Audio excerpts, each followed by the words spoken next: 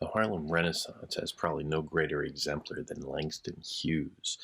Born in 1901 in the South, his childhood coincided with the rise of the Jim Crow era, and he moved out of the South when he was still a relatively young man and settled after moving around a little bit, drifting through Mexico and France, and working as an itinerant seaman for a little while. Even landed in England for a little bit. He eventually settled in Harlem as a extension of. He had attended Columbia for a little while as a young man, and he settled in Harlem because this was the center of the American jazz scene. Having grown up in the South, I figure he got a nice little introduction to that, and he was essentially as old as jazz, which is, of course, one of America's great art forms. So he was right in with that. And his work draws on jazz. His work makes use of a lot of the syncopated rhythms of jazz and the improvisational feel of jazz, and trades in the themes of racial oppression, racial opposition, and some racial animus and hostility. The work that comes out of it is really quite unique for its ability to represent a kind of righteous anger at the culture that does not recognize what he sees flourishing all up around him as part of the Harlem Renaissance. Quite frankly, a lot of his work is a study in being ignored, in being unappreciated, and that just feeds the not so much the anger, but feeds the richness of the work. One of his most famous, one of his most anthologized, is a poem that he wrote relatively late in life. It's called "Theme for English B," and it makes use of a lot of the rhythms of jazz and plays upon that. But formally, what it does is really pretty significant in the way it suggests a kind of melding of cultures, a kind of a literally multicultural, or at least bicultural, white and black, negotiation and thesis, antithesis, and synthesis at the end. And for that, it's really pretty remarkable. The instructor said, "Go home and write a page tonight and let that page come out of you. Then it will be true." I wonder if it's that simple. I am 22, colored, born in Winston-Salem, went to school there, then Durham, then here to this college on the hill above Harlem. I am the only colored student in my class. The steps from the hill lead down into Harlem, through a park, then I cross St. Nicholas, 8th Avenue, 7th, and I come to the Y, the Harlem Branch Y, where I take the elevator up to my room, sit down, and write this page. It's not easy to know what is true for you or me at 22, my age, but I guess it's what I feel and see and hear. Harlem, I hear you. Hear me, we too, you, me, talk on this page. I hear New York too. Me, who? Well, I like to eat, sleep, drink, and be in love. I like to work, read, learn, and understand life. I like a pipe for a Christmas present, or records, Bessie, Bop, or Bach. I guess being colored doesn't make me not like the same things other folks like who are other races. So will my page be colored that I write? Being me, it will not be white. But it will be a part of you, instructor. You are white, yet a part of me as I am a part of you. That's American. Sometimes, perhaps, you don't want to be a part of me. Nor do I often want to be a part of you, but we are, that's true. As I learn from you, I guess you learn from me, although you're older and white and somewhat more free. This is my page for English B. You can hear, even in my awkward reading, you can hear the rhythm. You can hear the kind of syncopated funk running through there. You can hear the improvisational trills and the little dalliances off the rhythm and off the beat into a kind of flourish. It has all of these different little moments in it that feel like music, that feel like jazz. But it's doing more than that.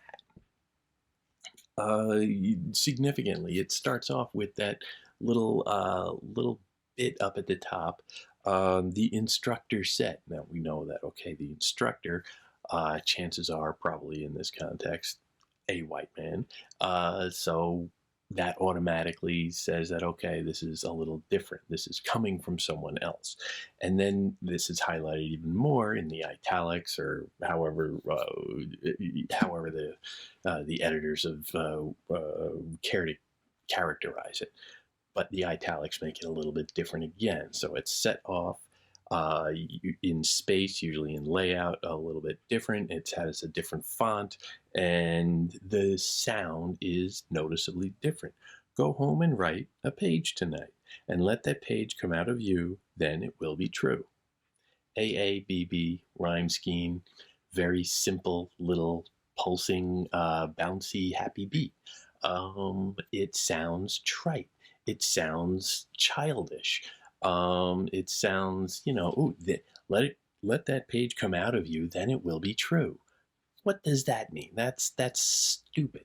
That is an instructor who is clearly talking down to his students, or just with such a rosy, happy little view of the world that they don't belong teaching anywhere. So that is the voice that is suddenly like put up there, and because it's so strange, we kind of lean back from that. What are you, an idiot? And that is the position that the poetic voice then takes. I wonder if it's that simple. Uh, well, of course, it sounds so simple the way you put it there, and it is. The reality has got to be more complex than that. Or does it? I don't know.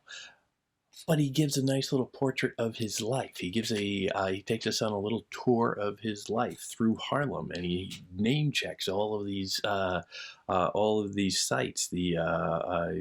Crossing through a park that's from Harlem. That's Morningside Heights, and into Harlem, and through the park, and into Seventh Avenue, Eighth Avenue. Come to the Harlem Branch Y. He's just sitting there getting into the neighborhood, and he's clocking it as he goes along down the hill from Columbia. And you hear the beats come out, you hear the syncopation and the playfulness come out, but it also comes out as a kind of confusion and struggle. It's not easy to know what is true for you and me at 22, my age, but I guess I'm what I feel and see and hear. Harlem, I hear you, hear me. We too, you, me, talk on this page. I hear New York too, me, who? It's chaos. It makes no sense grammatically or syntactically or anything like that, but it's about the sound. It's about that. But it's also about the fact that this is somebody who is trying to figure himself out on the page. This is a writer, a young student, perhaps, probably. Well, explicitly, yes, a student. How young is a little uncertain, but 22. Sorry, that is certain. But this is somebody who is trying to figure himself out on the page as an identity, and write it. So this is explicitly a problem of writing. This is explicitly a problem of trying to identify yourself and figure out who you are in language on a piece of paper. which is the problem of a writer, which is the job of a writer. And so he reduces it even further, and he just says, well, okay, who am I? What do I like? Well, I like to eat, sleep, drink, and be in love. I like to work, read, learn, understand life. I like a pipe for Christmas specials or records. He's just sort of name checking all of these things and citing them. Says, well, I like this and that and that and this and that. And is that what I am? Am I what I like? Um, well, of course, that's going to lead to a lot of other questions because a lot of other people like these same things. When you say it out loud, it doesn't seem all that distinct. It doesn't seem all that interesting, and it certainly doesn't seem any different than anybody else. So, what kind of logic is it that I should be different than anybody else, aside from the complexion on that I see in the mirror every morning? Um, and he dwells on this. The poet then dwells on this, or the voice. I guess being colored doesn't make me not like the same things that other folks who are or other races. So will my page be colored that I write? So again, we're back to the consideration of the page itself, of the writing product, as a reflection of himself, as a reflection of his identity, a sign of his identity, if you will, and being called upon to manufacture that in a simple, one-page assignment, with the explicit instructions, let that page come out of you. I don't know, that's a lot of pressure, and that's a very uncertain thing, especially at 22 years old. And Hughes is writing this 10 years before he died. He's a middle-aged man writing this. So, when he's casting about for the mind of a 22-year-old, he's going to have some perspective on it. He's going to be saying, well, okay, 22, there are some smart ones, but mostly 22-year-old guys are all dumbasses. Um, but notice how the poem, breaks through that. While it goes through that confused portion, it's very choppy. And he's trying to figure these things out, and it's kind of all over the place. Again, I guess what I see and feel, Harlem, I hear you, hear me, we too, you, me. It's all this quick choppiness that seems like broken thoughts. And then he gets into sort of like a little bit more flowing period, a little bit more of a trill, if you will. Well, I like to eat, sleep, drink, and be in love, and I like to work and blah, blah, blah, blah, blah, blah. And that really flows off the tongue. That really moves. But it's like he's sort of latching on to that so that he can go somewhere with it, so that he can get somewhere with it, so that he can get words on the page, the practice of writing. But he's still not particularly satisfied with that. He's still not comfortable with that, you get the sense, because he's still questioning it. The question marks that keep coming, the last one is, will my page be colored that I write? That's the final question that he asks, and everything that comes after that is a little bit more revealing, I think. He seems very self-conscious about the idea of trying to, not trying, well, maybe of trying to sound white, or of inadvertently sounding white even though he doesn't want to, or even though he's not trying. He notes very carefully that he is the only black student in his class, Columbia University, not known for great diversity in the early 20th century. But he seems really quite hesitant. Like he wants his, if he has to have a one-to-one equivalence with this piece of paper and his identity, he seems very self-conscious that it might be taken for somebody who is white. It might be taken for something that he is not. And he has a really ambivalent feeling about that. Very hesitant, but I would say also ambivalent. He's not terribly certain. But everything after that question starts coming out as a kind of synthesis. Being me, it will not be white. but it will be a part of you, instructor. You are white, and yet a part of me, as I am a part of you. That's American. So here he's imagining that, okay, the black and the white are really a yin and yang, if you will, a two sides of the same coin, something that we become, defining one another is a critical part of defining ourselves, because he says explicitly earlier, I can define myself by being not like you, or you can define yourself as being not like me. But in that relationship, you are bonding with me because you need me to define yourself against. So that itself is something that we share, that bond. That's American. Sometimes perhaps you don't want to be a part of me, nor do I often want to be a part of you, but we are. That's true. You can't escape it. The definition, no matter how much you might reject somebody else, uh, that rejection is itself a kind of link in something that you share and is a bond with that other person. So you can't walk away from it. As I learned from you, I guess you learned from me, although you're older and white and somewhat more free. This is my page for English B. And you can see in that end, it ends on rhyme. There have been little rhymes cropping up throughout, a little bit. Harlem in the first real stanza is sort of used as a rhyme, rhyming with itself. What else can you rhyme Harlem with? The you and the who, down in the third or in the second stanza, the second real stanza. Um, right and white, you and true, and then me and free. These rhymes start coming with some regularity. Now, this is in distinct contrast to the earlier part, which was so much more natural-ish language, natural-esque language. It's contrasted. It's unrhymed free verse, most of it, but the rhyme starts to seep in. The rhyme that is more arguably classic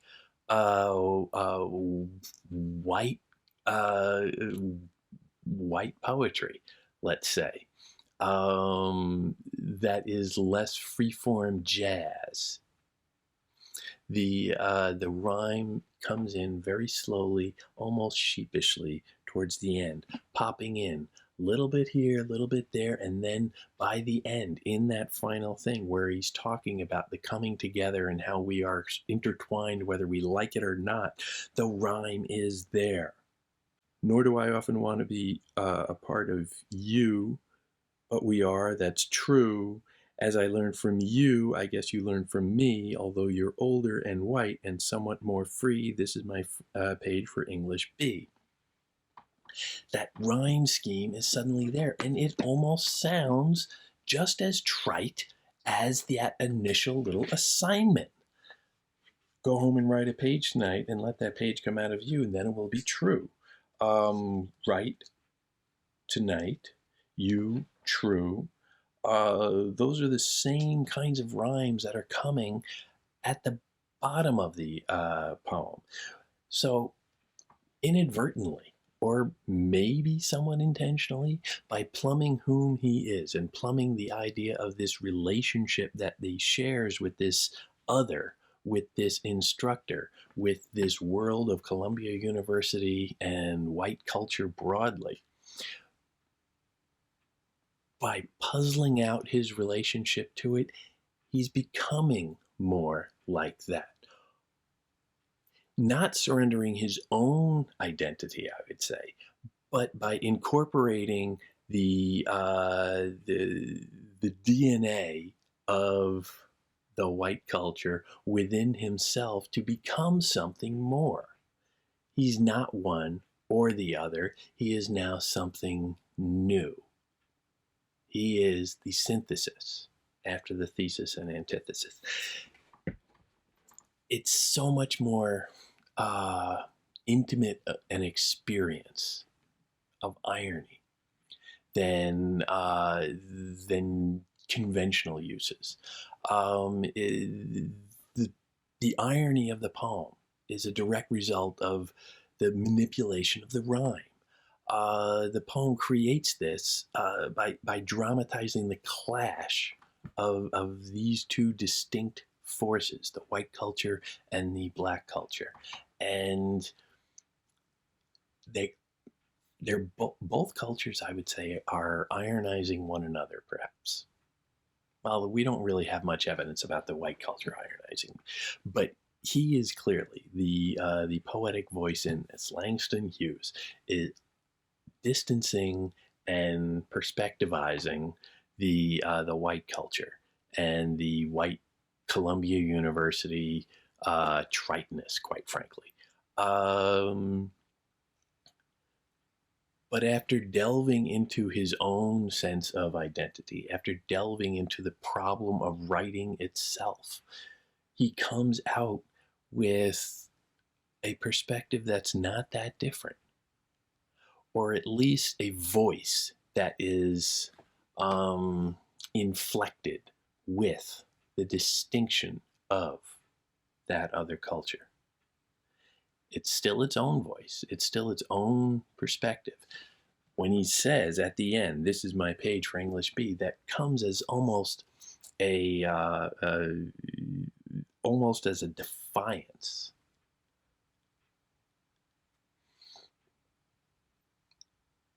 He has incorporated the other and made it his own, and in the process made himself his own as well.